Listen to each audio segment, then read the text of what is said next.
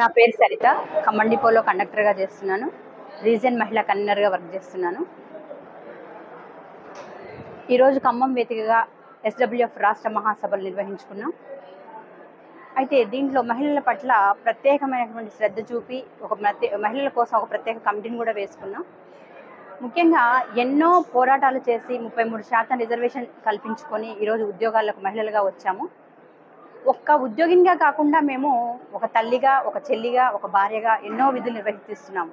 అయినప్పటికీ కూడా ఈ పురుషాధిక్య సమాజంలో ఇంకా మహిళ వివక్షతను ఎదుర్కొంటూనే ఉంది.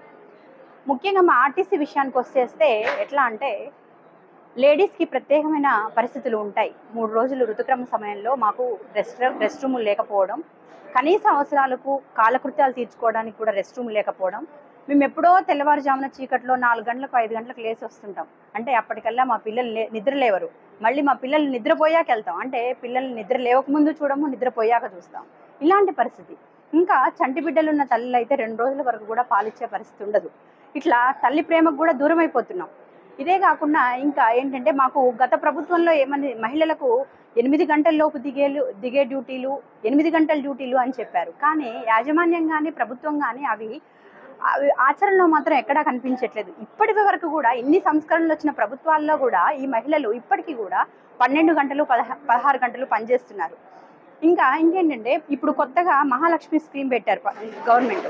మేము మహాలక్ష్మి స్కీమ్ని ఎక్కడా తప్పు పట్టట్లేదు. కానీ ఆ మహాలక్ష్మి పథకంలో వచ్చేటువంటి ఇబ్బందుల్ని మేము పరిష్కరించమని కోరుతున్నాము.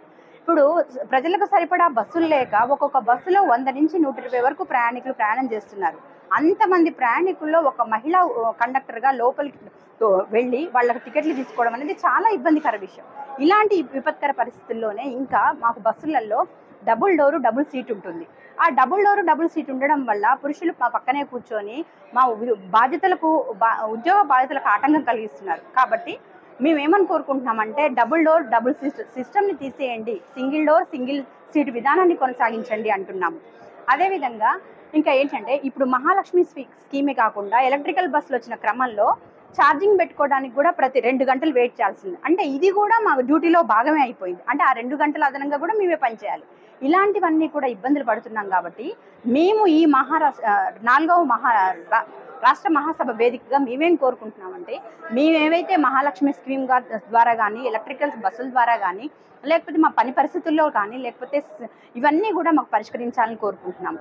ఇంకొకటి ఏంటంటే ఈ 4వ రాష్ట్ర మహాసభ అంటే దీనిలో రాష్ట్ర వర్కింగ్ ఉమెన్ ఎక్కడైతే పనిచేస్తుందో ఆ వర్కింగ్ ఉమెన్స్కి ఖచ్చితంగా ఒక మనకంటూ ఒక వేదిక ఉండాలి. దాని గురించి మన ఒక సమస్యల్ని పరిష్కరించుకునే దిశగా కొనసాగాలి అనుకుని ఈ వేదిక నిర్ణయించింది.